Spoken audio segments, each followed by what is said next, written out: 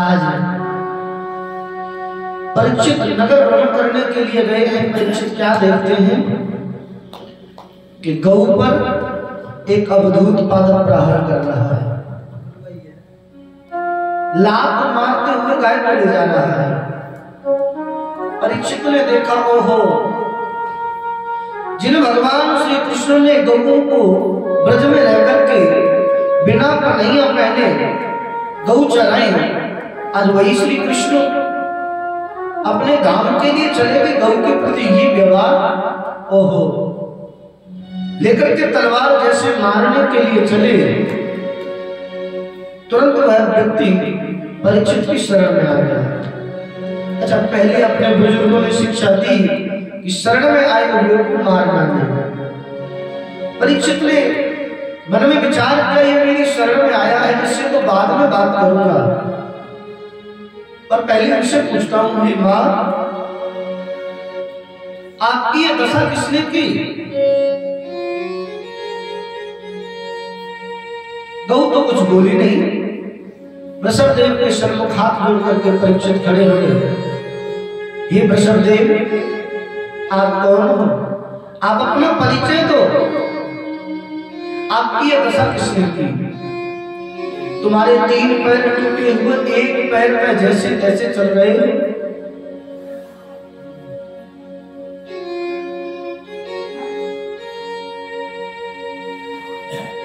तुम्हारी ये दशा किसने की है? आप मुझे अवगत कराओ। तब वृषभदेव बोले, राजा, मैं अपनी इस स्थिति का दोष किसे दूं? समय, काल को या अपने भाग्य को? रामचरित मानस में एक चौपाई है भैया, कौन का सुख दुख कर दाता, कौन का सुख दुख कर दाता, निज कृत कर्म भोग सब भ्राता, ओ निज कृत भोग सब भ्राता, निज कृत कर्म भोग सब भ्राता, निज कृत कर्म भोग सब भ्राता। इस संसार में कोई किसी को सुख नहीं देता, कोई किसी को दुख नहीं देता, सब अपने अपने कर्मों का फल भोगते हैं, अपने कर्मों का फल भोगते हैं। जो जैसा कर्म करता है उसको वैसा फल मिलता है। सब अपनी कर्म करने का फल भोगते हैं। अब बताओ, मैं अपनी इस स्थिति का दोष किसे दूं? समय को, कालों को या अपने भाग्य को? नहीं नहीं, मैं इस स्थिति का दोष किसी को भी नहीं देता। क्यों? मैं अपनी स्थिति का दोष किसी को नहीं दूंगा। राम के में चाहे सोई हुई करे, अन्यथा असली हुई। भगवान जो चाहते वही होता है। कोई कितना भी प्रयत्न कर लो, उसके हिसाब से तो नहीं हो सकता। अभी प्रभु की इच्छा समझो या मेरा भाग्य समझो, नहीं नहीं, मैं इस स्थिति का दोष किसी को नहीं देना चाहता। परीक्षित हाथ जोड़ करके खड़े हो गए, महाराज, आपके एक भी शब्द में किसी की बुराई नहीं है। मैं समझ गया आप कोई और नहीं, साक्षात धर्म है। धर्म और धरा, इनके पीछे ये अवधूत कौन पड़ा है रे? क्या नाम है तेरा? तब वो व्यक्ति बोला, मेरा नाम है कलियुग। क्या नाम है? कलियुग। कली। जैसे परीक्षित ने सुना कली, परीक्षित कलियुग से बोले, हे कली, मेरे राज्य की सीमा से अभी तत्क्षण बाहर हो जा। कली बोला, महाराज मैं कहाँ जाऊं? एक छत्र आपका ही राज्य है, मैं यहां से छोड़ करके जाऊं तो कहां जाऊं? तब कली बोला, महाराज मेरे अंदर लाखों अवगुण हैं, एक गुण सबसे बढ़िया है। अच्छा बताया आपको कलयुग का गुण कौन सा है? कलयुग में सबसे अच्छा गुण कौन सा है बताए किसी को? नहीं पता? कलयुग का सबसे अच्छा गुण है यत् फलं न सुते तपसा न योगेन समाधिना तत्फलं लभते सम्यक् कलहु केशव कीर्तना। यत् फलं न सुते तपसा, और युग में जो होम यज्ञ तप आदि करने से जो फल मिलता था वह फल इस कलिकाल में मात्र भगवान श्री हरि कृष्ण का नाम लेने से प्राप्त हो जाता है। कलयुग केवल नाम आधार, कलयुग केवल नाम आधार, कलयुग केवल नाम आधार, कलयुग केवल नाम आधार। सुमिर सुमिर नर उतर पारा, सुमिर सुमिर नर उतर पारा। कलयुग केवल हरि गुण गावा, कलयुग केवल हरि गुण गावा, कलयुग केवल हरि गुण गावा, कलयुग केवल हरि गुण गावा। गावत नर पावई भवधार, गावत नर पावई भवधार। कलयुग केवल नाम आधारा, कलयुग में मात्र भगवान के नाम का आधार है। जो कलयुग में भगवान का स्मरण करता है भैया, सागर की थाह आज तक किसी ने नहीं पाई, परंतु जो भगवान का नाम स्मरण करता है वह संसार सागर की थाह तक पहुंच जाता है। बोलो राधे राधे। कलयुग समयुग आन नहीं, जो नर कर विश्वास, गाय राम गुण घन विमल, भवतर बिन प्रिया।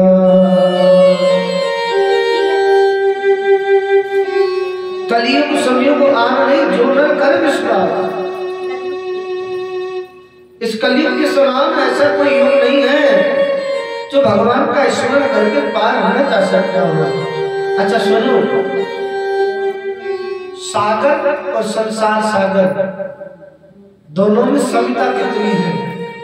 दोनों एक समान लगते हैं। विचार करना जरा।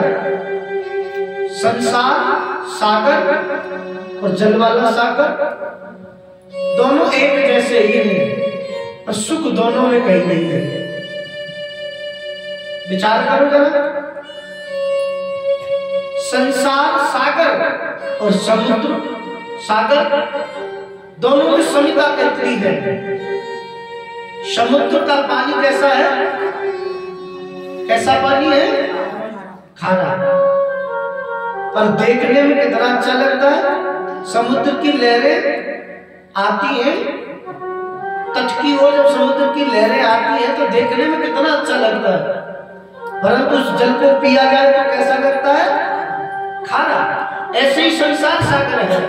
संसार सागर में रहकर के घर परिवार इष्ट मित्र पति पत्नी बेटा नाती सब अच्छे लगते हैं, पर जब महाराज समय आता है सेवा का, सब उपेड़ लेते हैं, सब जल की तरह खारे हो जाते हैं। अच्छा समझो, संसार सागर और उस सागर में अंतर कैसा है? उस सागर से पार आने के लिए नौका की आवश्यकता पड़ती है। उस सागर से पार जाने के लिए नौका की आवश्यकता पड़ती है। उस सागर से पार उतरना है तो नौका चाहिए, नाव चाहिए। और भैया इस संसार रूपी सागर से पार उतरने के लिए कौन सी नाव चाहिए?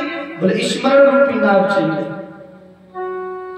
वो काष्ठ की नाव पार लगा देगी, यहां स्मरण की नाव पार लगाएगी। दोनों की समिता है।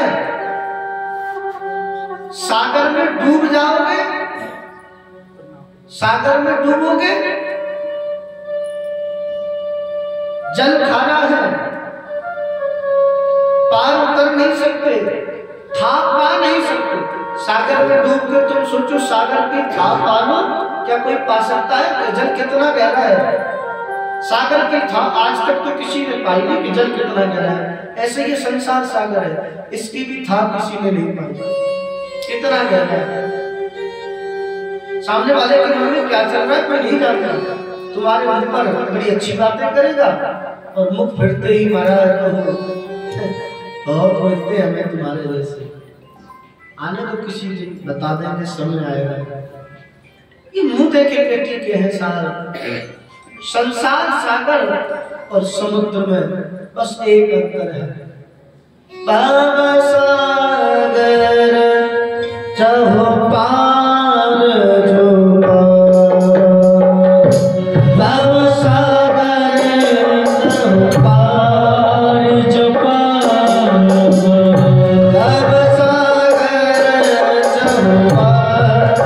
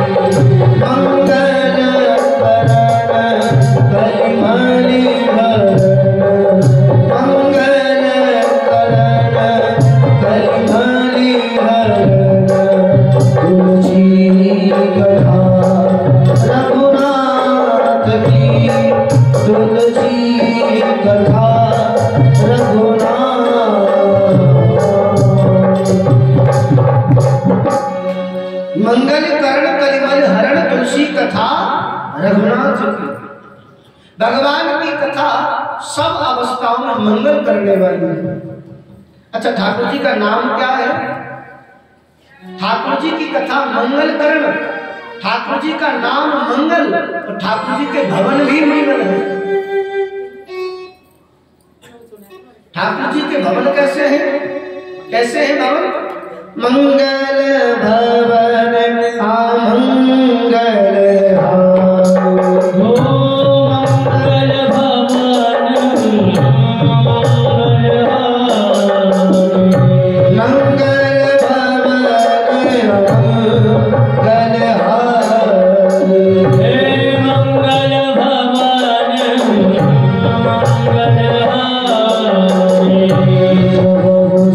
दशरथ अजर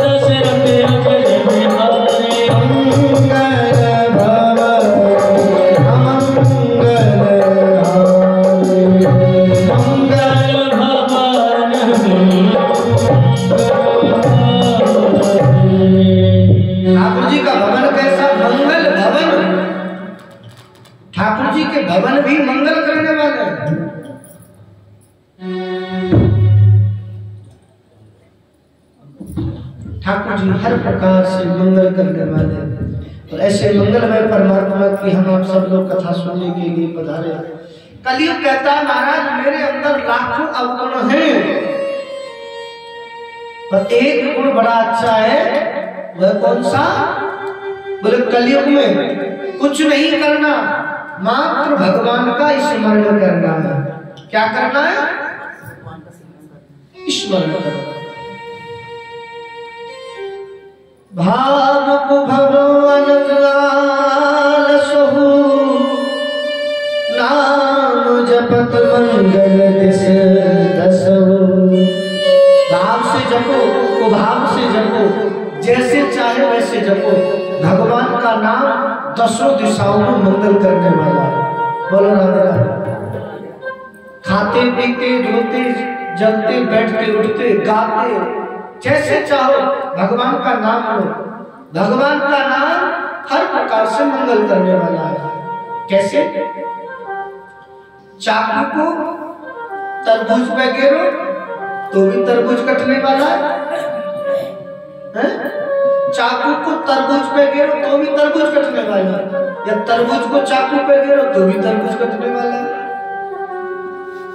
स्थिति दोनों एक है, कटेगा तरबूज ही। नाम लेना है, खाते पीते रहते सोते। अच्छा, कर्म के साथ भक्ति जोड़नी है। हमें कर्म करना है। कर से कर्म करो विधना, मन राखो जहाँ कृपाल धाम। हाथों से कोई भी काम करते रहो, मन ठाकुर जी के चरणों में लगा रहे। बस कहाँ लगा रहे? ठाकुर जी के चरणों में मन लगा रहे। क्यों? यदि तुम भोजन बना रही हो, और भोजन इसलिए बना रही हो कि मेरे पति को पकौड़ी पूड़ी का पापड़ अच्छे लगते हैं। भोजन सिर्फ इसलिए बना रही कि मेरे पति को ये चीज अच्छी लगती है, तो तुम अपना कर्म कर रही हो।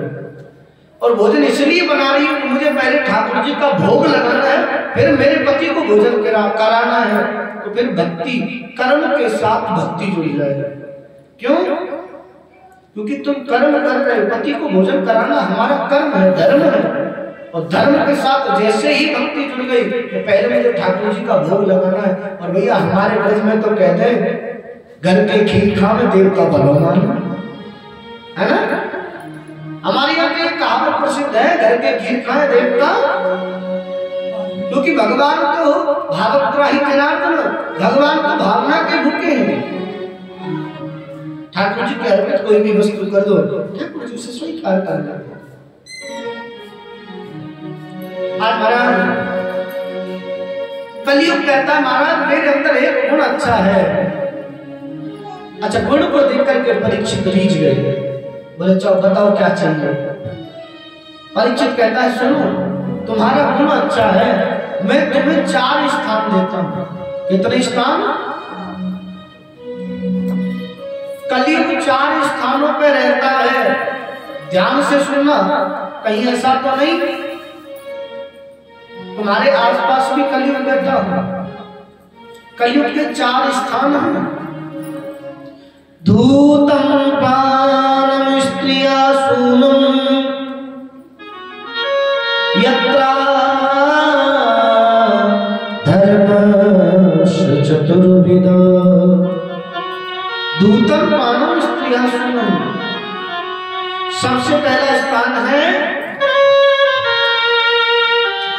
जहां महाराज लोग मदिरा पान करते हैं। पहला स्थान।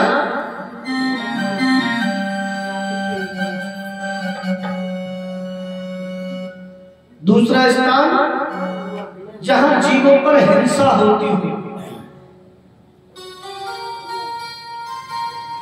दूसरा स्थान। तीसरा स्थान जहां लंपट लोग रहते हैं, पराई स्त्री पर कुदृष्टि डालते हैं, जहां वैश्यावृत्ति होती है।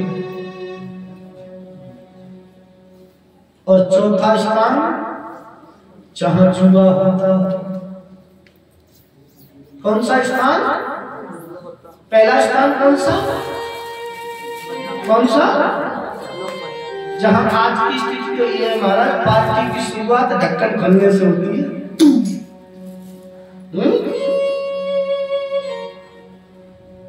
याद रखना, हमारा ये धर्म नहीं कहता, हमारा धर्म कहता है भगवान की अर्चन वंदन करो, प्राणायाम करो, पूजा पाठ करो, पर हम हैं पार्टी के नाम पर दिखावा करते हैं। क्या इससे कोई अलग चार चांद लग जाएंगे पार्टी में? नहीं नहीं नहीं, तुम्हारा ही खाएगा, तुम्हारा ही पिएगा, तुम्हारी इज्जत बिगाड़ के जाएगा। शादी हो रही है, शादी में आजकल तो हमारा ये सबसे ज्यादा हो गया। हाँ, और कोई दावत मिले या ना मिले, ढक्कन खुलने वाली दावत जरूर चाहिए। यदि ये नहीं मिली तो पूरी शादी बेकार है। और महाराज शादी में ऐसे लोग जाने भी नहीं चाहिए। क्यों? ऐसे लोगों को तो एक कमरे में बंद करो, तुम यहाँ पे और चुप रहो, पड़े रहो। क्यों?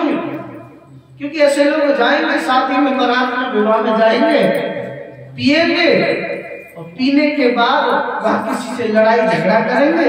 लड़ाई झगड़ा करेंगे तो अपनी इज्जत और मिट्टी में मिलवा देंगे। 4 स्थान दिए, धूतम पानम स्त्रिया सुनम यत्रा धर्मस्य चतुर्विध। कली बोला महाराज तुमने मेरे अवगुण देख करके मुझे स्थान दिए, मेरा गुण तो देखा नहीं। गुण तो मेरे अंदर बहुत अच्छा है। और युग में तो तपस्या करनी पड़ती थी, योग करना पड़ता था, साधना करनी पड़ती थी, यज्ञ करना पड़ता था। और मैं तो कह रहा हूं कि सिर्फ नाम लो, भव से पार हो जाओ। तुमने मुझे स्थान उचित नहीं दिया। परिचित बोले ऐसा है, एक स्थान तुम अपनी इच्छा से मांगो। कलयुग बोला तो महाराज मुझे स्वर्ण में वास मिले। कहाँ स्थान दे दो? सोने में। अच्छा सोने में नहीं, सोने में। सोने में नहीं दिया। सोने में और सोने में अंतर होता है। गोल्ड में बोलो राधे राधे। हाँ, सोने में वास मिला। अच्छा भागवत में ही भगवान कहते हैं धातु नाम अस्मि कांचनम, धातुओं में स्वर्ण में हूं। यदि साक्षात भगवान का स्वरूप सोना है तो फिर पूजनीय, और यदि सोने में कलयुग का वास है तो त्याजनीय। अच्छा बताओ जरा, किस सोने में भगवान का वास है, किस सोने में कलयुग का वास है? बताओ, बताए किसी को? जो मेहनत और ईमानदारी का कमाया हुआ सोना है उसमें तो भगवान का वास है। किसी से छीन करके, लूट करके, चोरी करके पाया हुआ जो सोना है उसमें कलयुग का वास है। बोलो राधे राधे। संत बोले महाराज ये तो गड़बड़ है। आज देखो सोना क्या हो रहा है, ईमानदारी से कोई चले तो 2 रोटी की पेटी, 2 पेट अपना पेट भरने के लिए रोटी न कमा पाए, 2 समय का पेट न भर सके, ईमानदारी को चले। महाराज कुछ संशोधन करो।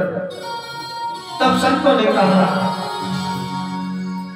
तुम्हें निवेदित भोजन कर, तुम्हें निवेदित भोजन कर, तुम्हें निवेदित भोजन कर, तुम्हें निवेदित भोजन कर, प्रभु प्रसादी मति भूषण धर, प्रभु प्रसादे मति भूषण धर, प्रभु प्रसादे मति भूषण धर, प्रभु प्रसादे मति भूषण धर। तुम्हें निवेदित भोजन कर, हमने भोजन बनाया और भोजन बना करके ठाकुर जी का भोग लगा दिया। भोग लगा करके वो भगवान का प्रसाद बन जाता है। अन्न अन्न नहीं रहता तो फिर वो भोग प्रसाद बन जाता है, और प्रसादी को लेने में कोई दोष नहीं रहता। सब वस्तु ठाकुर जी की ही है। ठाकुर जी ने जैसा दिया ठाकुर जी के अर्पित कर दो, अर्पित करके ठाकुर अच्छा ऐसा मत करना महाराज, कल से ही लेकर के बैठ जाओ, लाओ सब पे तो छीन ले जाओ। महाराज लूटपाट करो, उठा करके चोरी करके लाओ, किसी की चैन तोड़ो, किसी की बाइक उठाओ, किसी का कुछ उठाओ, ठाकुर जी पर चढ़ा दो। नहीं नहीं, ऐसा नहीं है। तो मैं निवेदित भोजन कर रही हूं। अन्न में महादोष है, दोष किसमें नहीं? अच्छा दोष किसमें नहीं है? ऐसा कोई है जो निर्दोष है? कोई है निर्दोष? मास्टर दत्ता सिंह जी की बड़ी सुंदर रचना है, सब में कोई ना कोई दोष रहा, एक विधाता निर्दोष रहा। सब में कोई ना कोई दोष रहा, एक विधाता निर्दोष रहा। वेद शास्त्र का पंडित ज्ञानी रावण था, पर था अभिमानी। 4 वेद 6 शास्त्रों का प्रकांड विद्वान रावण, उसके अंदर भी एक दोष था, क्या? उसे अभिमान था। भगवान शिव का परम भक्त, शिव का भक्त भी सिया चुरा के कर बैठा ऐसी नादानी। राम से हरदम रोष रहा, एक विधाता निर्दोष रहा। देखो धर्मराज बलकारी, उसमें ऐब जुए का भारी। धर्मराज युधिष्ठिर जिसे धर्म का अवतार कहते हैं, उसमें भी दोष था, क्या? उसने जुआ खेला। देखो धर्मराज बलकारी, उसमें ऐब जुए का भारी। भरी सभा में द्रौपदी की चीखें सुनता रहा वो धर्म पुजारी। बेबस और खामोश रहा, एक विधाता निर्दोष रहा। किसी ने कहा भैया तो दत्ता सिंह जी में कोई दोष नहीं होगा? दत्ता सिंह जी कह रहे नहीं नहीं, दत्ता सिंह में एक तो नहीं, दत्ता सिंह में तो 200 हजारों, जिसने सबका दोष गिना। दत्ता सिंह में 200 हजारों, जिसने सबका दोष गिना।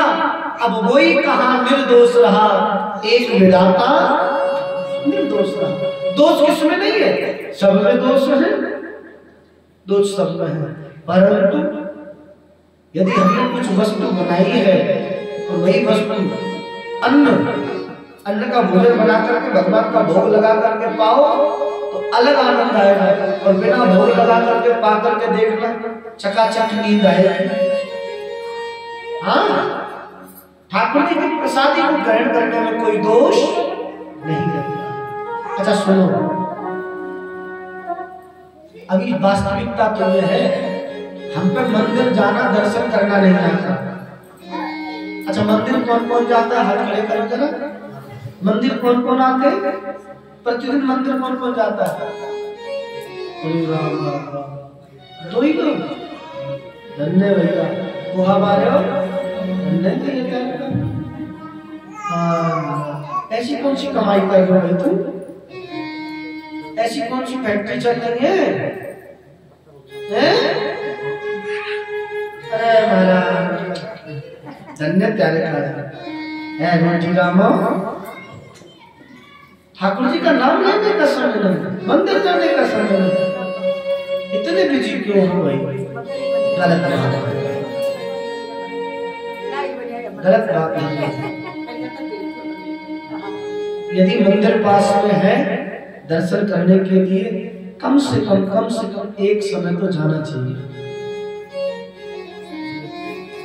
मंदिर है तो मंदिर में जाना चाहिए। यदि मंदिर में तुम नहीं जाओगे तो कौन आएगा? भूत प्रेत थोड़ी आएंगे। मंदिर जाना चाहिए। बताओ, इतने लोगों में से सिर्फ 2 लोग मंदिर जाते हैं। अरे राम, कोई फायदा नहीं करते। जो मंदिर ही नहीं जाता फिर वो तो कथा में तो टाइम पास करने आ रहा है। बोलो राधे राधे। मंदिर में जाओ। अच्छा हम लोग मंदिर कैसे जाते हैं? पहले तो जाते ही नहीं, और जाएंगे तो चप्पल ऐसी जगह उतारेंगे तो ठाकुर जी भी दिखते रहे, पीछे चप्पल भी दिखती रहे, है ना?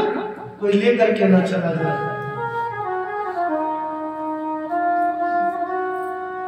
और भैया एक बात मैं आपसे निवेदन कर दूं, मंदिर तो जाना ही चाहिए, सबको जाना चाहिए, क्योंकि ठाकुर जी मंदिर में यदि आप नहीं जाओगे तो कौन जाएगा?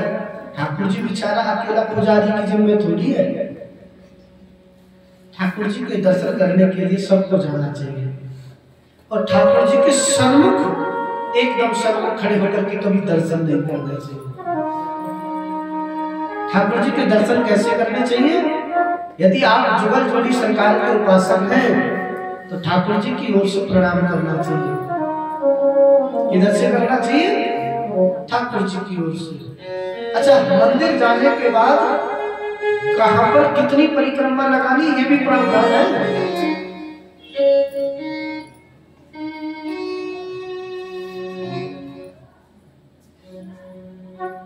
जाते नहीं तो फिर बताए क्या?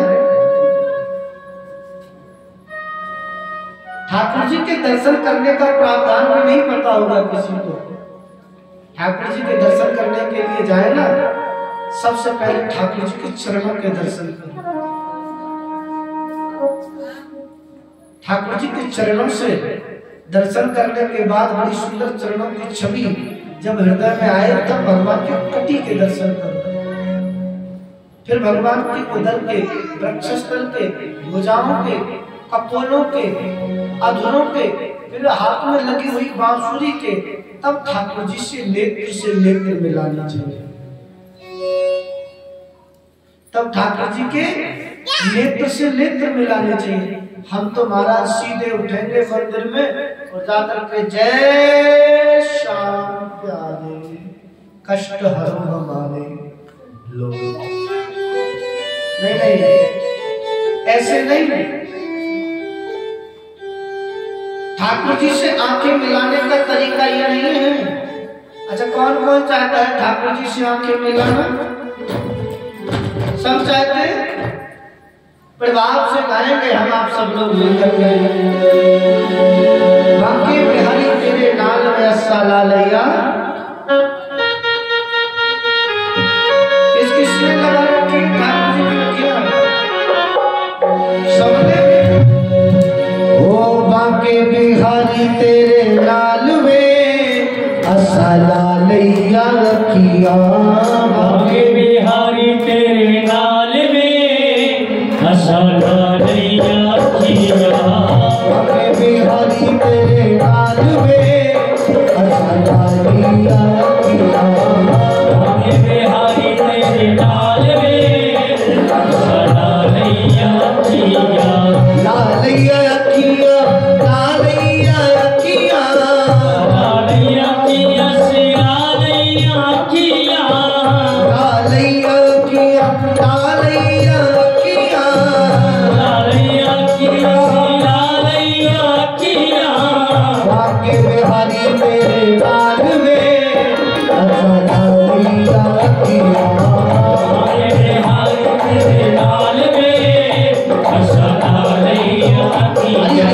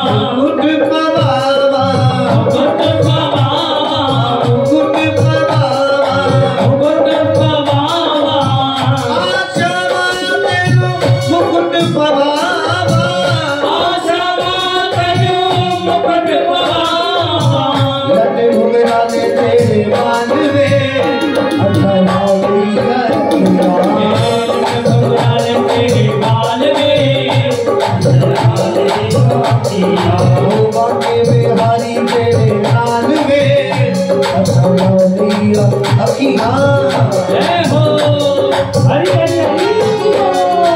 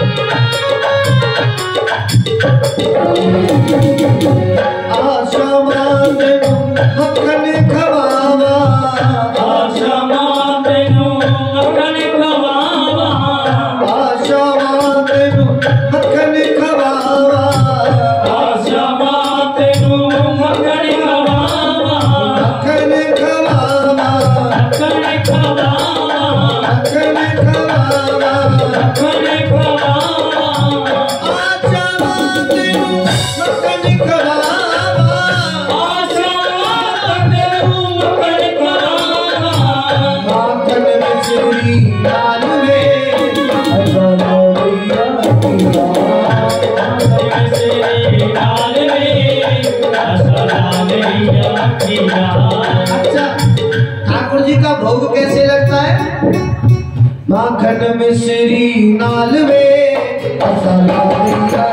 माखन मिश्री नाल में मसाला भैया किया माखन मिश्री नाल में मसाला भैया किया माखन मिश्री नाल में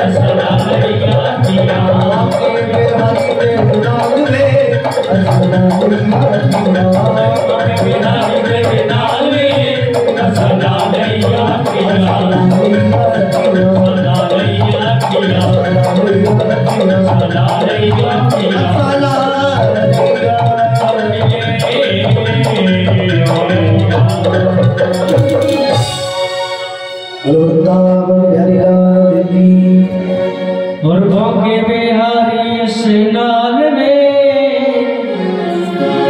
सलालिया की जयकारे में दम नहीं। अच्छा, ये तो रोज की हेडलाइन बन गई है। जैसे पेपर में एक हेडलाइन आती है ना, अखबार पढ़ते हैं सब, हेडलाइन आती है मोटे मोटे अक्षरों में लिखी हुई। आप लोगों के लिए तो हेडलाइन बन के हमारी ओर से प्रतिदिन बोली जाएगी, जयकारे में दम नहीं और हम किसी से हम नहीं, पर लड़ने में किसी से कम नहीं। बोलो राधे राधे। ठाकुर जी के शरण में जाओ, ठाकुर जी के चरणों में दर्शन करने के लिए प्रतिदिन मंदिर जाना चाहिए। एक लोटा जल, आपने सुना होगा, एक लोटा जल क्या रोटी पड़ गई तो एक लोटा जल सारी समस्याओं का। इसका मतलब तुम लोग ध्यान से नहीं सुन रहे। अच्छा, मैं जो बोल रहा हूँ तुम्हारी समझ में नहीं आ रहा, इसका मतलब है आ रहा तो बोलते क्यों नहीं? शायद हो सकता है तुम अपने मुख पर टेप लगा के आते हो, हैं? हाँ, कथा में जाएंगे, बोलना नहीं बिल्कुल। वृंदावन से बुलाए बोलने के लिए, तुम बोलते रहो, हम क्यों बोल, अपनी एनर्जी को वेस्ट कर रहे।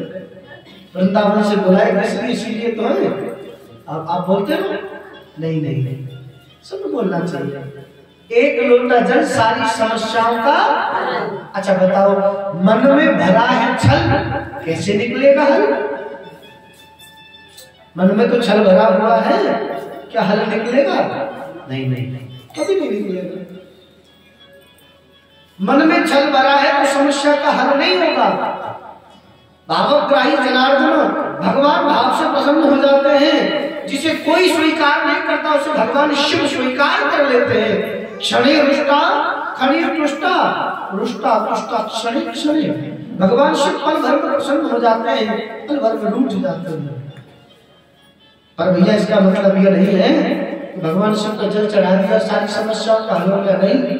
जिस दिन मन से, तुम्हारे मन से छल निकल जाएगा तो समस्याओं का हल हो जाएगा। यदि मन में छल भरा रहा तो कितना भी प्रयत्न कर लो, कोई काम करने वाला नहीं है। अच्छा, आज का ट्रेंड चल रहा है रील का। किसका? रील का। आज का ट्रेंड क्या चल रहा है? क्या चल रहा है? रील का। अरे महाराज, कोई मंदिर जाए, कोई कीर्तन में जाए, कोई कथा में जाए, कोई सत्संग में जाए, सबसे पहले आज के जमाने पर हाँ ये जरूर चलेगा, ये नहीं है तो पता नहीं है। अच्छा, एक बात मैं आपसे निवेदन करूं, कभी धाम में यदि जा रहे हो ना तो धाम में सच संवर करके मत जाओ। धाम में कहीं तीर्थ में जा रहे हो तो सजने संवरने की आवश्यकता नहीं है। धाम में यदि तुम सज संवर करके जा रहे हो तो इसका मतलब ये है सूर्य को दीपक दिखाने जैसा है। धाम में जाओ, तुम जैसे हो वैसे चले जाओ। यदि सज संवर के जाओगे ना, पता क्या हुआ था सुपर खा के साथ है, सज धज के गई थी श्रृंगार करके, लक्ष्मण जी ने नाक कान काट ली। मतलब प्रभु को जो तुम्हारा वास्तविक स्वरूप है ना, वो स्वरूप लेकर के जाओ, सजने संवरने की आवश्यकता नहीं। पूतना गई सज संवर करके, क्या हुआ? दूध पीते पीते प्राणों को पीली भगवान। अभिप्राय, भगवान को निर्मल मन पसंद है, दिखावा नहीं। तुम जैसे हो वैसे परमात्मा के सम्मुख चले जाओ, सजने संवरने की आवश्यकता नहीं है। अच्छा, सजना कहाँ चाहिए? सजो तो घर में सजो। कहाँ पर सजो? घर पर। अरे महाराज, बाहर जाएंगे तो सुंदर बनेंगे, घर पर बंदर बन के बैठे रहते हैं। नियम ये कहता है घर पे श्रृंगार करना चाहिए और बाहर जाओ तो जैसे है नॉर्मल जाओ। नहीं महाराज, घर पर बंदर बने बैठे रहेंगे, बाहर जाएंगे तो डेंटिंग पेंटिंग शुरू।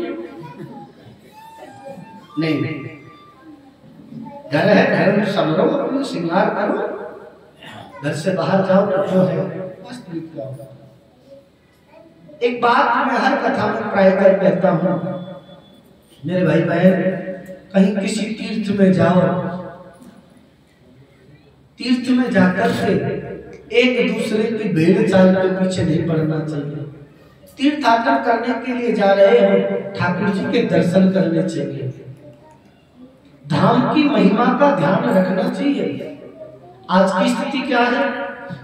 अत्युग्र भूरि कर्माणो नास्तिका रौरव जना त्याग प्रतिष्ठांत तीर्थेषु तीर्थसार स्थितो गतः। हम तीर्थ में सिर्फ उग्रपन करना जा रहे हैं, तीर्थ में उग्रपना करने के लिए जा रहे हैं।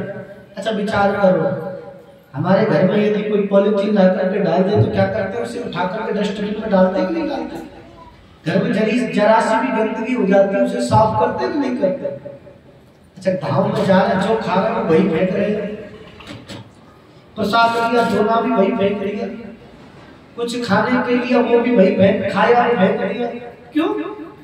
जैसे हम अपना घर स्वच्छ रखते हैं, आपसे निवेदन है कहीं भी किसी भी तीर्थयात्रा करने के लिए जाओ, जैसे घर को साफ रखा जाता है ऐसे धाम को साफ करना है। धाम को साफ करना है। अच्छा यदि तुम उठा करके, यदि गंदगी पड़ी है उठा के नहीं फेंक सकते तो कम से कम अपनी ही जिम्मेवारी तो ले लो, मैं कम से कम कूड़ा नहीं करूंगा। एक व्यक्ति अपनी जिम्मेवारी ले ले, हाँ मैं जा रहा हूं धाम में, मैं कूड़ा नहीं करूंगा। ऐसे एक एक व्यक्ति यदि सब जिम्मेवारी लेंगे, किसी भी तीर्थ में ये गंदगी जो फैली पड़ी है क्या ये रहेगी? नहीं रहेगी। देखो क्या दशा हो रही है जमुना जी की, गंगा जी की दशा देखिए तुमने, क्या दशा हो रही है। किसकी गलती है? हम आप सबकी ही तो है, हमारी गलती है। एक दूसरे को देख देख, अरे उसने फेंक दिया तो मैं भी फेंक देता हूं, अरे वो कुआं में गिरेगा तो तुम भी गिरोगे क्या?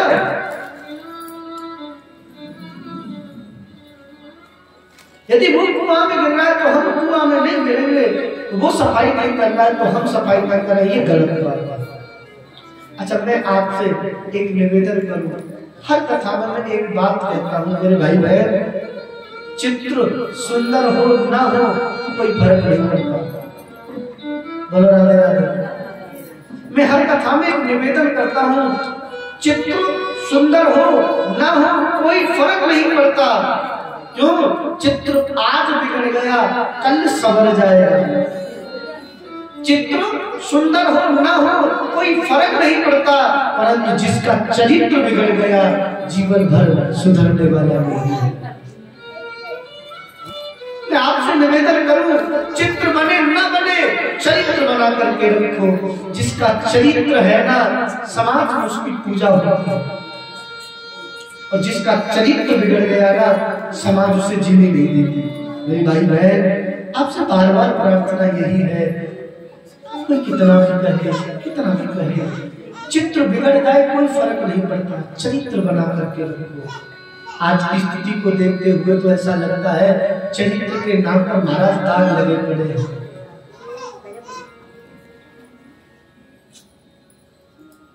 चरित्र उज्ज्वल बनाओ, चित्र बिगड़ जाएगा कोई फर्क नहीं पड़ेगा, चरित्र बनाओ, चरित्रवान बनो।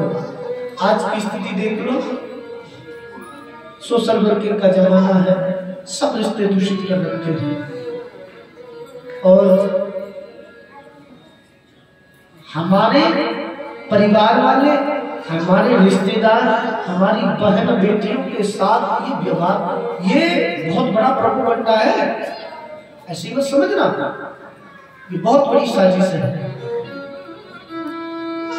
हम सनातनियों को बदनाम करने के लिए बहुत बड़ी साजिश चली जा रही है, और इस साजिश में सबसे पहले नंबर पर आते हैं भाई मुंबई दुनिया वाले, टीवी सीरियल पिक्चर वाले, एक नंबर पर।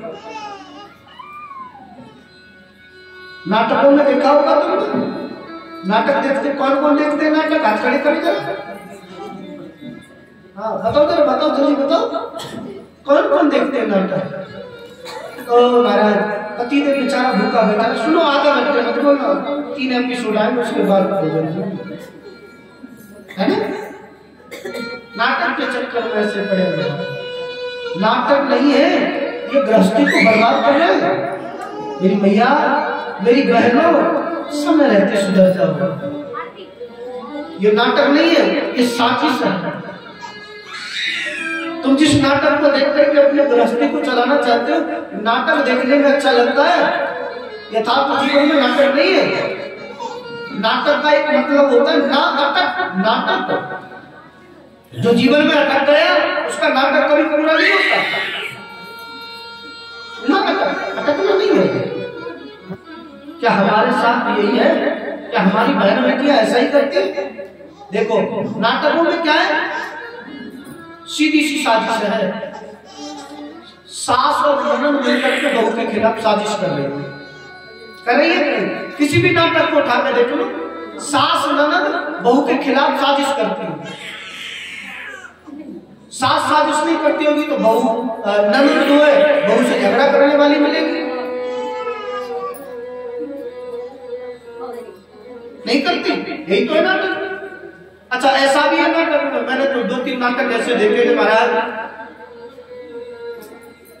लड़की विवाह से पहले इसके साथ प्यार करती है, इसके साथ शादी करना चाहती है, पर घर वाले दूसरे के साथ शादी कर देते हैं। जिसके साथ प्यार किया वो छोड़ दिया,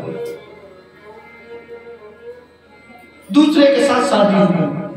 अच्छा जिसके साथ शादी हुई उसका एक्सीडेंट हो गया, वो मरा भी नहीं और मिला भी नहीं, उसके साथ एक्सीडेंट हो गया, अब वो गायब है।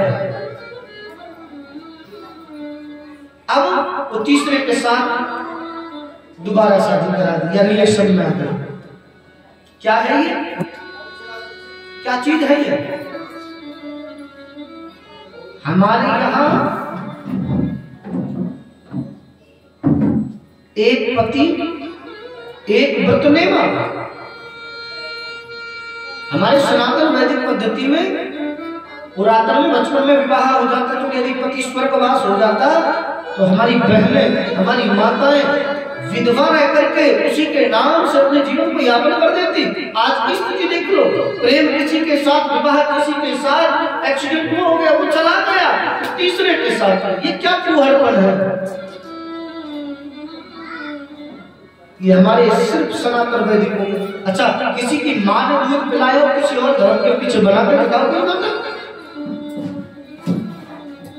कोई ऐसा एपिसोड, कोई ऐसा सीरियल बना के दिखाओ किसी और धर्म के ऊपर, सब सनातनियों के ऊपर, सब सनातनियों के ऊपर बनाया जाता है। किसी और धर्म के ऊपर बना के दिखाओ, किसी की मां ने दूध पिलाया हो नहीं। क्यों? आज की स्थिति है हम लोग किसी से कुछ कहना नहीं चाहते। समाज में यदि बैठे हैं ना मेरी बहनों, यदि हम नहीं समझेंगे ना, एक दिन विधर्मी आकर के, जैसे लकड़ी में घुन लगता है ना, लकड़ी में घुन जानते हो हैं? घुन जानते हो किसे कहते हैं? लकड़ी में लगता है, लकड़ी सोचती रह जाती है ये मेरा अपना है, मेरा घनिष्ठ है, ये मेरे में मिलता जा रहा है, ये मेरा अपना है, पर लकड़ी को नहीं पता वो अंदर से खोखला करता हुआ आ रहा है। लकड़ी में जब घुन लग जाता है ना तो लकड़ी अंदर से खोखला हो जाती है। लकड़ी तो सोचती है कि ये मेरा ज्यादा घनिष्ठ है, मेरे साथ ज्यादा प्रेम से रह रहा है, नहीं नहीं, प्रेम नहीं है, अंदर से खोखला कर रहा है। भाईचारा बहुत हो गया भाई, चारा बन करके मत रह जाओ, समझदारी के लिए सारा बाकी है। आप सब लोग समझदार हो, कुछ नहीं रखा है।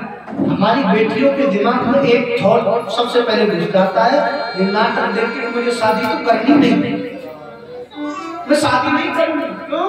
मैंने शादी की तो मेरी सास और ननद मुझे ऐसी मिलेगी, या तो मुझे मारने की साजिश करेगी या मुझे मारेंगे नहीं। सबसे पहला दिमाग में थॉट यही आता है। नहीं, ये सब प्रोपेगेंडा चल रहा है। मेरे भाई बहन, मेरी बहनों, क्या रखा है? ये दुनिया है, जीने नहीं देती। एक बात मैं आपसे कहूं, अपना दुख किसी को मत सुनाना, अपना दुख किसी को मत सुनाना। क्यों? ये जमाना है, तुम्हारे मुंह पे तो कहेगा हाँ ये गलत हुआ, और मुंह फिरते ही ताली मार कैसेगा क्या स्त्रियों की तरह रहता है। किसी ने बड़ी सुंदर बात कही है, हर बात किसी को बताया मत करो, हर बात किसी को बताया मत करो, हर बात जुबान पर लाया मत करो। ये लोग हाथों में नमक लेके घूमते हैं, हर जख्म किसी को दिखाया मत करो, हर जख्म किसी को दिखाया। ये लोग हैं।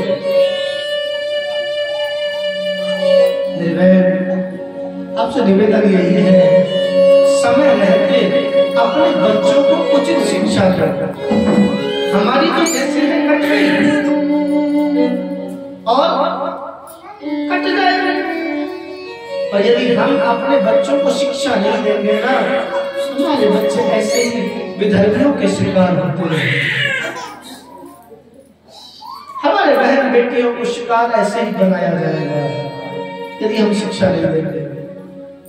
कश्मीरी फाइल किसने देखी है? देखी है? पिक्चर देखो, कश्मीरी फाइल देखो, केरला स्टोरी देखो। हमारी बहन बेटियों को किस प्रकार से बहलाया फुसलाया जाता है, देखनी चाहिए। आपसे निवेदन है, समय रहते अपने बच्चों को मंदिर ले जाने का, अपने साथ खुद मंदिर आओ, अपने बच्चों को अपने संस्कार दो, अपने धर्म के बारे में बताओ। हम नहीं बताएंगे तो लोग आकर के कहेंगे अरे तुम जिस कृष्ण को मानते हो उस कृष्ण ने ब्रजगोपियों के वस्त्रों की चोरी की, तुम उसे अपना भगवान मानते हो। लोग अरे जिस कृष्ण ने ब्रजगोपियों के साथ में रास किया, नाचा, उसे अपना भगवान मानते हो। अच्छा एक बात मैं पूछूं आपसे, दशरथ जी के पिताजी का नाम क्या था? एक माता जी को पता है, आप और कोई बोलो, क्या नाम था? क्या नाम था? इनके लिए जोरदार ताली बजाओ माता जी को। सिर्फ माता जी को। आजकल के बच्चों से पूछो, क्या नाम था बेटा दशरथ जी के पिताजी का? नहीं पता। अच्छा किसी से पूछ लो, सलमान खान की कौन सी मूवी आने वाली है? हाँ? अपना आइडल किसे माना जा रहा है? क्या है? हंसने की बात नहीं है मेरी बहनों, बात समझने की है। देखो कथा तो बहुत होती है, कथा करना सिर्फ कथा से कथा ही नहीं, कथा का मतलब है हमें हमारे धर्म के बारे में जागरूक होना पड़ेगा, हमें अपने बारे में समझना पड़ेगा कि मैं कौन हूं, और मुझे खुद को समझने से अच्छा, मेरे से अच्छा कोई नहीं हो सकता। यदि मैं खुद को समझूंगा, यदि मुझे कोई और समझाएगा कि मैं क्या हूं, तो मैं नहीं मान सकता। तू मुझसे ज्यादा मुझे थोड़ी जानता है। यदि मुझे समझना है तो मैं अपने आप को समझूंगा, और सबसे अच्छा इसके लिए उदाहरण है आईना। शीशा रख लो आगे, और उस शीशे के सामने बैठ करके एक मिनट बैठ करके विचार करो, क्या मैं जो कर रहा हूँ जो ठीक कर रहा हूँ? और शीशे में अपनी आंख, शीशे में जो छवि दिख रही है उसमें आंख में आंख मिला करके देखो, क्या मैं जो कर रहा हूँ ये ठीक कर रहा हूँ? अपने आप आंखें झुक जाएंगी, दावे के साथ कह सकता हूँ आंखें झुक जाएंगी, क्योंकि कर ही नहीं रहे सही। मेरे भाई बहन, बार बार यही प्रार्थना है, अपने बच्चों को शिक्षा दो। आप शिक्षा नहीं दोगे तो कौन देगा? अपने बच्चों को संस्कार दो, शिक्षा दो, मंदिर में ले जाया करो। अपने घर में बुजुर्ग हैं, उनकी सेवा किया करो। एक बात मैं आपसे निवेदन करूं, कहीं श्याम बाबा को पूछ लो, वैष्णो देवी को पूछ लो, बिहारी जी को पूछ लो, कभी इच्छा पूरी नहीं हो सकती। यदि घर में माता पिता भूखे बैठे हैं और तुम वैष्णो देवी जाकर के 56 भोग लगा रहे हो, तो वैष्णो देवी कभी तुम्हारा भोग स्वीकार नहीं करेगी, कभी नहीं करेगी। घर में माँ भूखी बैठी है और तुम वैष्णो देवी को 56 भोग खिला रहे हो, क्या माँ स्वीकार करेगी? नहीं नहीं। अपने घर में रहने वाली जन्मदाता माँ के लिए एक गिलास पानी के लिए कभी पूछा नहीं, और वहां जाकर के 56 भोग खिला रहे हो, कभी काम करने वाला नहीं है। मैं तो ये कहता हूं भैया, कहीं तीर्थ में जाने की आवश्यकता नहीं है, कभी भजन करने की आवश्यकता नहीं है, नियम संयम योग प्राणायाम ध्यान करने की कतई भी आवश्यकता नहीं है। प्रातः काल जपो, अपने माता पिता के चरण छुओ, शाम को सो तो अपने माता पिता के पैर दबा करके सो, उनके लिए समय से भोजन की व्यवस्था करो, समय से भोजन कराओ, माता पिता की सेवा कर लो। संसार में कोई भी तीर्थ करने की आवश्यकता नहीं है, ये दावे के साथ कहता हूं। कोई भी ऐसा काम नहीं जिसे तुम न कर सको, करो तो सही माँ बाप की सेवा और माता पिता की सेवा कर ले ओ नादान, और जैसा कर्म करेगा वैसा फल देगा भगवान। माता पिता की सेवा कर ले ओ नादान, जैसा कर्म करेगा वैसा फल देगा भगवान।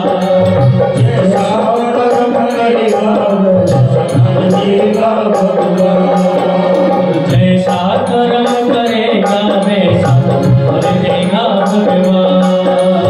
जैसा कर्म करेगा वैसा फल देगा भगवान।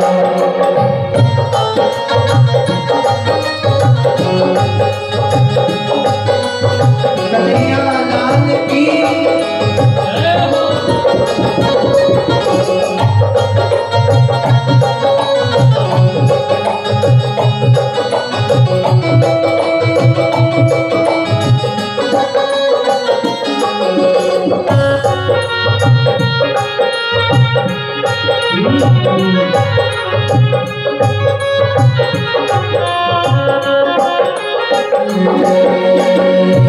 एक बेटा जो प्राणों से प्यारा, कांधे पे माता पिता हिम्मत न हारा।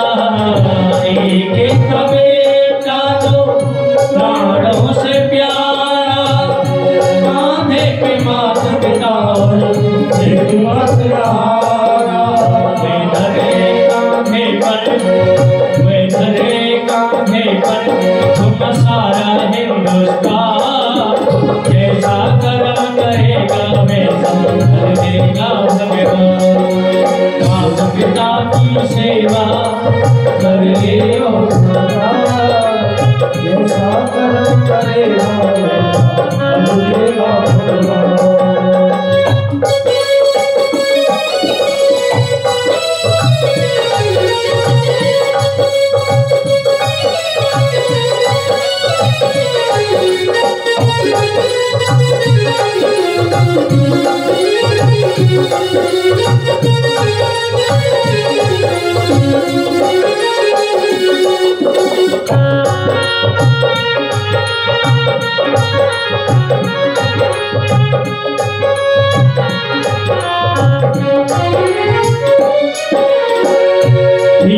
दुखी और अपने पराए, सच्चा वही है सबको गले से लगाए। दीन दुखी और अपने पराए, सच्चा वही है सबको गले से लगाए। वही तो ये जग में, वही तो इस जग में मेरा न सच्चाई इंसान। जैसा कर्म करेगा वैसा फल देगा भगवान। माता पिता की सेवा कर ले जैसा कर्म करेगा फल देगा भगवान।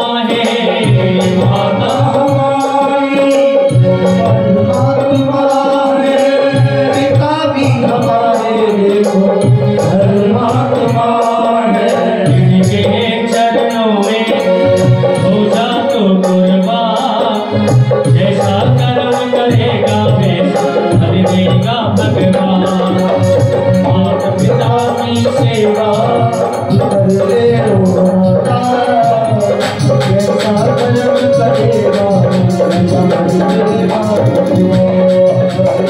ऐसा कर्म करेगा वैसा फल देगा भगवान जैसा कर्म करेगा वैसा फल देगा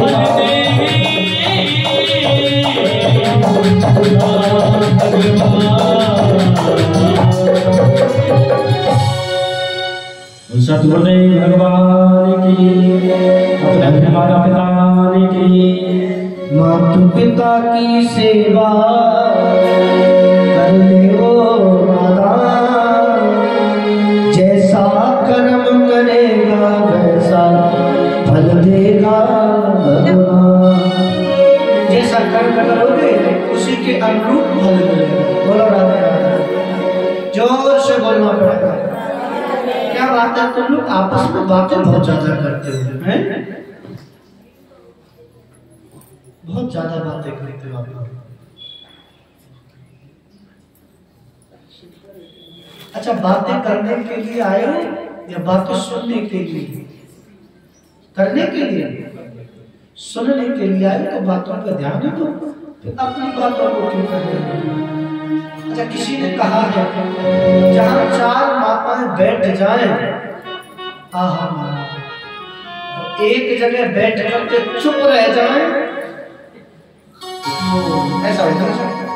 यहाँ तो चार नहीं ये चुप कैसे रह सकते हैं? प्रेम से बोलना पड़ेगा राधे राधे। अच्छा घर में अपने बुजुर्ग माता पिता की सेवा कौन कौन करता है? पहले मैंने निवेदन किया था ना आपसे अपने सास ससुर की सेवा किया करो। अच्छा किसने सेवा करना प्रारंभ किया? हाँ दादी कोई करता है क्या?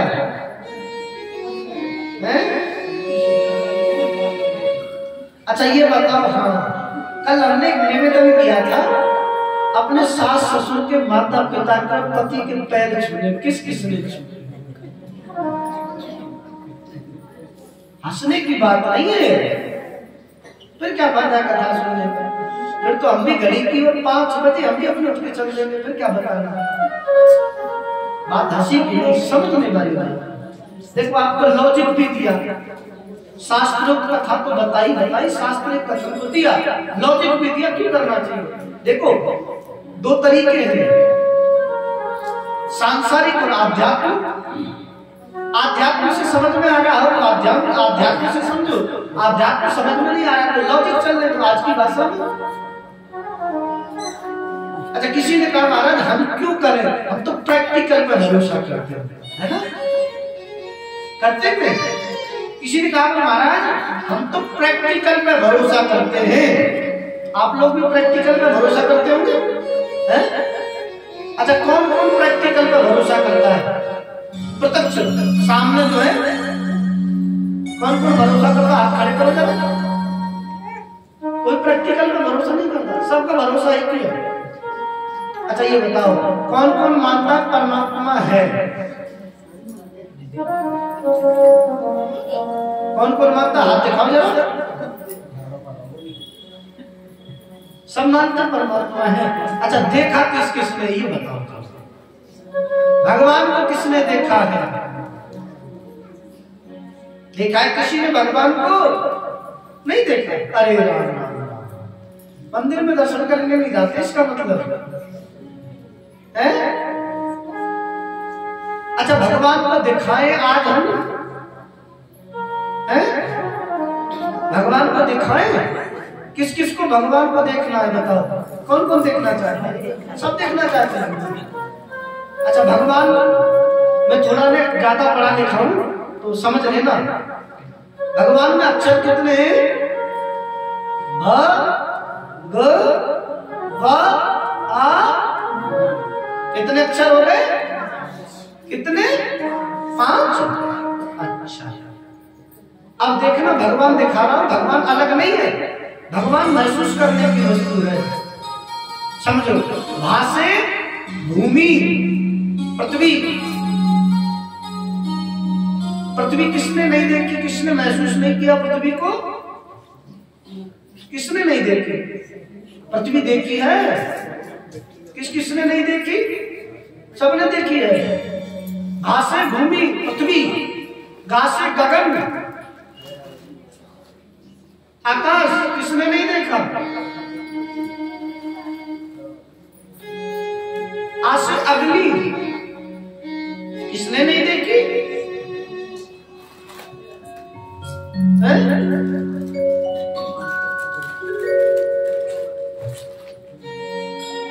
वासे वायु, हवा किसने महसूस नहीं की? नासे नीर, जल किसने नहीं देखा?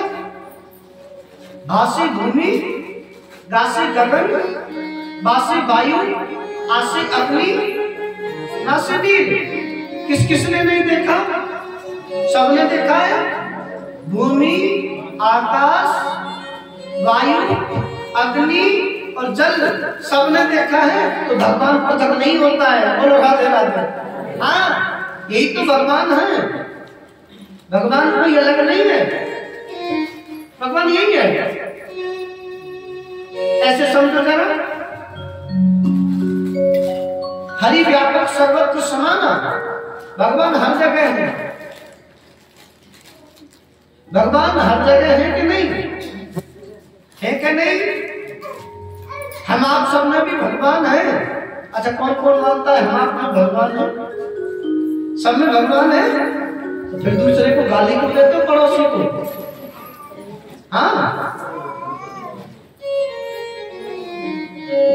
यदि भगवान है तो पड़ोसी को गाली क्यों देते हो? उसमें भी तो भगवान है। नहीं नहीं भैया, हर जगह भगवान है। एको ब्रह्म द्वितीय नास्ति, ब्रह्म एक है। कहने का मेरा मतलब सिर्फ एक है, भगवान हर जगह है कण कण में झांकी भगवान की, किसी सूझ वाली आंख ने पहचान। भगवान हर जगह है, पर मिलता उसी को है। परख शक्ति नहीं रत्न को हर इंसान की आंखें, परख शक्ति नहीं रत्न को हर इंसान की आंखें। दिखाई ब्रह्म क्या देगा जब ना हो ज्ञान की आंखें। भगवान ऐसे दिखाई नहीं देते। बोलो राधे राधे, जोर से बोलना पड़ेगा। आज स्वर्ण में कलयुग को वास परीक्षित ने दिया, नगर भ्रमण करने के लिए गया, समीप ऋषि का अपमान हो गया, मृत सर्प गले में डाल दिया। समीप ऋषि के पुत्र श्रृंगी ऋषि को पता चला, अंजलि में जल लेकर के श्राप दे दिया कि तिलग्न मर्यादा तक्षक सप्तमे हनि। अरे तेरे बुजुर्गों ने तो संतों की सेवा खूब की और तू अपमान करके गया। मैं श्राप देता हूं कि 7 दिन में तेरी मृत्यु हो जाएगी। बेटा अपने पिता के पास में आया, मृतक सर्प गले से उतारा, पिता की समाधि खुली, श्रृंगी ऋषि रोने लगे। पिता ने पूछा, बेटा क्यों रो रहे हो?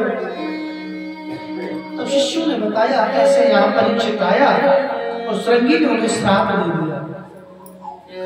तब पिता ने अपने बेटे को डांट लगाई, बेटा ये संत का स्वभाव नहीं है। एक तो सम्राट हमारे यहाँ आया, उसे जलपान के लिए तो पूछा नहीं, श्राप दे दिया, ये ठीक नहीं है। एक शिष्य को भेजा, परीक्षित को ये सारा समाचार अवगत कराया।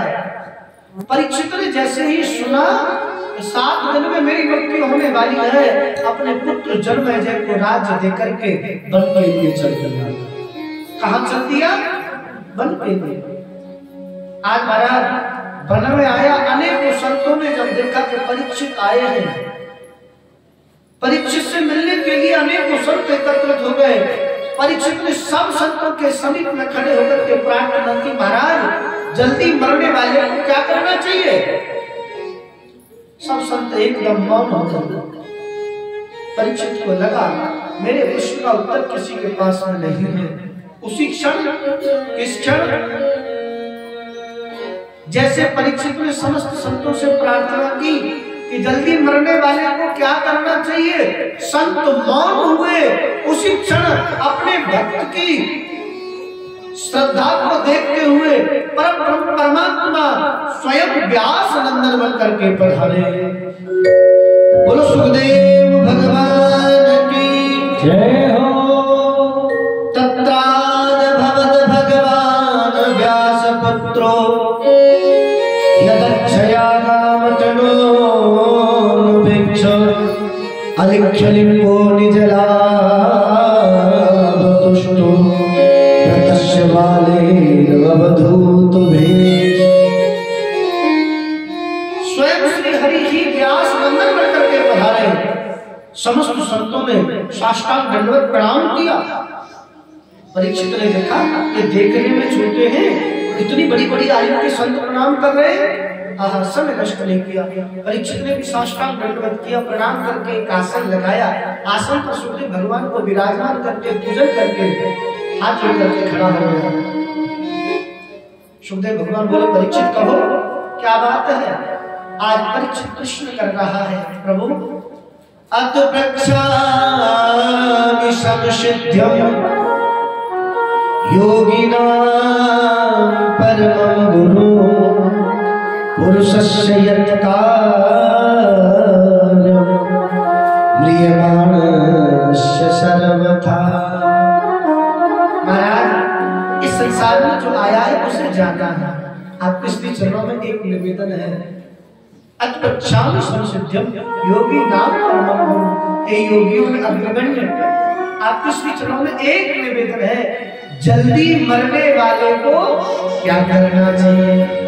परीक्षित ने क्या पूछा? जल्दी मरने वाले को?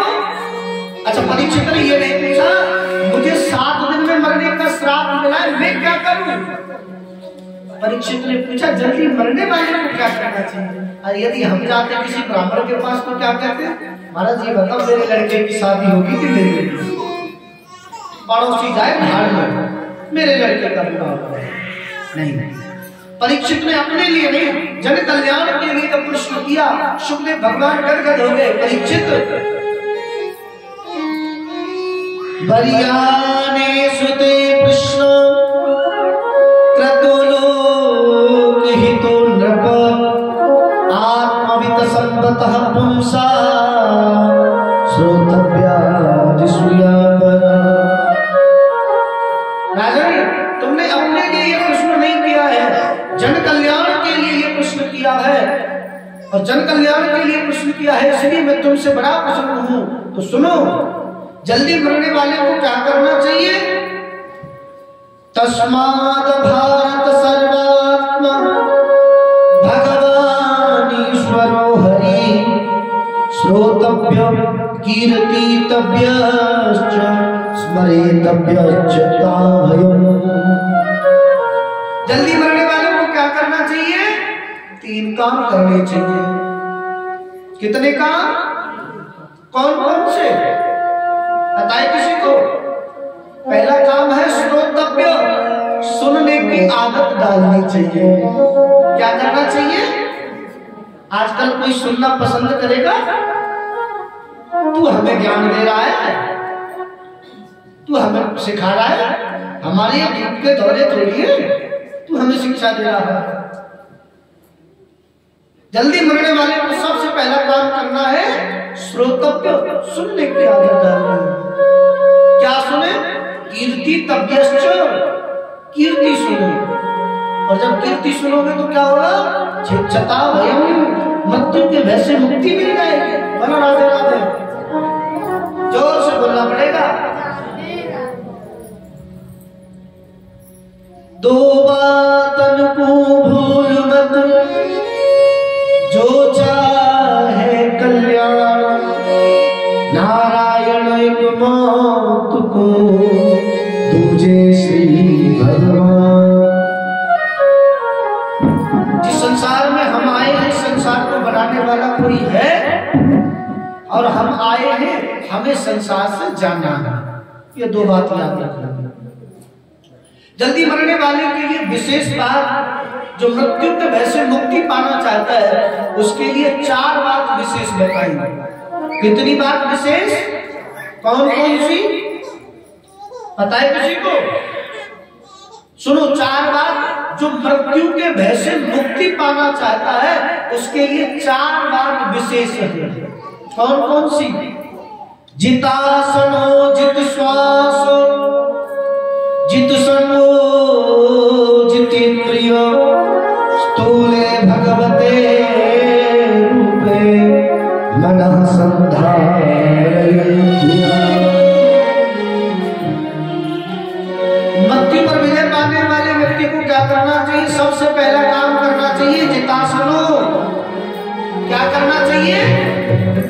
एक आसन पर बैठने की आदत डालना। एक आसन पर बैठने की आदत डालना सबसे पहला काम है जितासन, आसन को जीतो। दूसरा काम है जित श्वासो, श्वास जीतो। योग करो, प्राणायाम करो, अपने श्वास को जीतो। तीसरा काम है जित संगो, संग को जीत लो। जैसा करोगे संग वैसा चढ़ेगा, जैसा पियोगे पानी वैसी रहेगी। संग को जीतो। हाँ, अच्छे लोगों का संग करो। जितासनो, आसन को जीतो। जित श्वासो, श्वास को जीतो। जित संगो। और चौथा काम है जितेंद्रिय, इंद्रियों को जीतो। महाराज जय बड़ा इंद्रिय वश में कैसे है? इंद्रियों को कैसे है? इंद्रियों को जीतना बड़ा कठिन है महाराज। सबसे अच्छी बात है जैसे भी स्थिति में हो, हाथ पैर धोकर के क्रमबद्ध तरीके से, ऐसे नहीं एक आसन पर बैठ गए, आज 2 मिनट करें ठाकुर जी का नाम लो, जो आपको अच्छा लगे, जो नाम आपको अच्छा लगे वो नाम लो। आज 1 मिनट बैठे, 1 मिनट 10 दिन तक बैठे, फिर 2 मिनट बैठे, फिर 10 दिन तक 2 मिनट बैठे, फिर 3 मिनट बैठे। धीरे धीरे धीरे धीरे करके बैठने की प्रक्रिया बढ़ाए, नाम की प्रक्रिया बढ़ाए। और धीरे धीरे जैसे नाम के ऊपर तुम्हारा मन चलता चला जाएगा, जैसे सीढ़ी पर चढ़ना है, एक साथ 2 3 4 सीढ़ी चढ़ोगे तो पैर फिसलने का डर रहता है कि नहीं? पैर फिसल गया तो टूट जाओगे, इसलिए एक साथ 4 सीढ़ी नहीं चढ़नी। कैसे चढ़नी है? एक एक करके। सीढ़ी कैसे चढ़नी है? एक एक करके। ऐसे ही भैया भक्ति का मार्ग है। भक्ति के मार्ग पर एक साथ चलने की कोशिश करोगे ना तो फिर कहीं किनारा होगा। एक एक करके धीरे धीरे चलोगे तो भक्ति का मार्ग पुष्ट होता जाएगा, मार्ग प्रशस्त होता जाएगा। भक्ति के मार्ग पर चलने के लिए और भक्ति का मार्ग जिस दिन तुमने अपना लिया उस दिन तुम्हारी मुक्ति हो जाएगी। क्या हो जाएगी? मुक्ति। मुक्ति करने के लिए कोई तो प्रयत्न करो। मुक्ति के लिए कोई प्रयत्न किया है तुमने? नहीं किया। मुक्ति के लिए प्रयत्न करना चाहिए। क्या करना चाहिए? रोज प्रतिदिन थोड़ा थोड़ा भजन करना चाहिए। मुक्ति का कोई तो यतन कर ले, मुक्ति का कोई तो यतन कर ले। और दोनों हाथ उठाकर बड़े भाव से गाएंगे, रोज थोड़ा थोड़ा हरि का भजन करे, रोज थोड़ा थोड़ा हरि का भजन करे।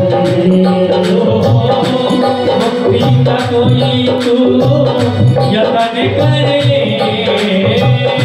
मुक्ति का कोई तू यतन कर ले।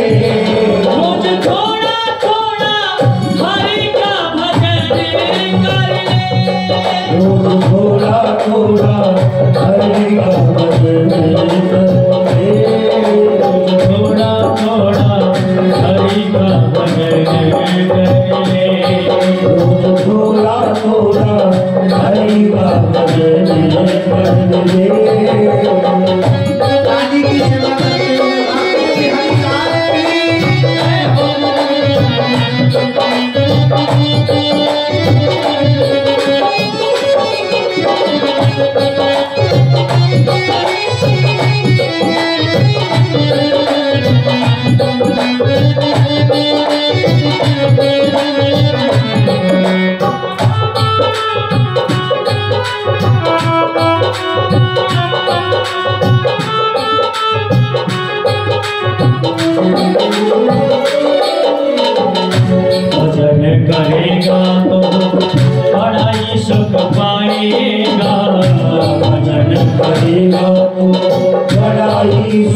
पाएगा।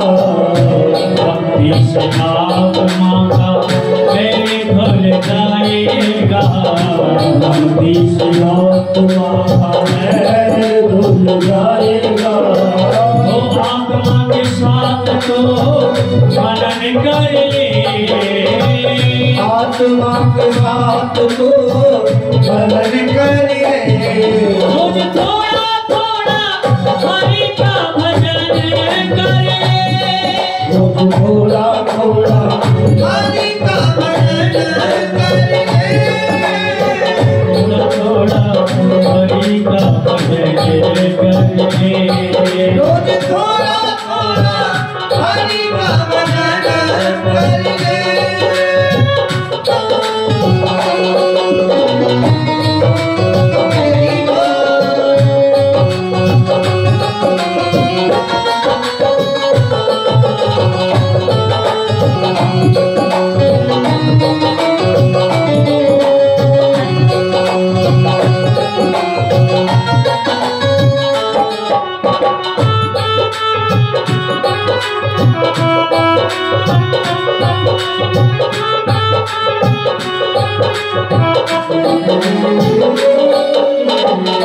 संगत करे अच्छे लोगों की।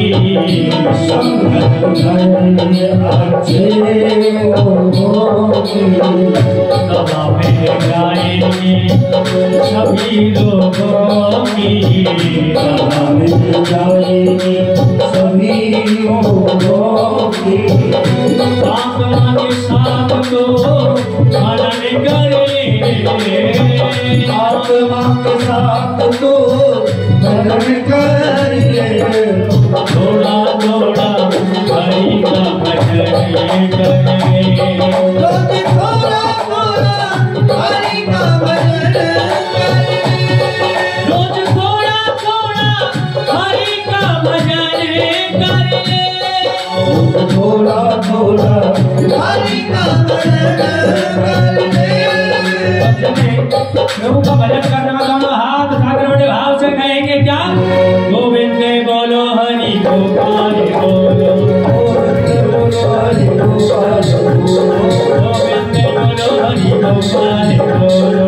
गोविंद बोलो हरि गोपाल बोलो। गोविंद बोलो हरि गोपाल बोलो।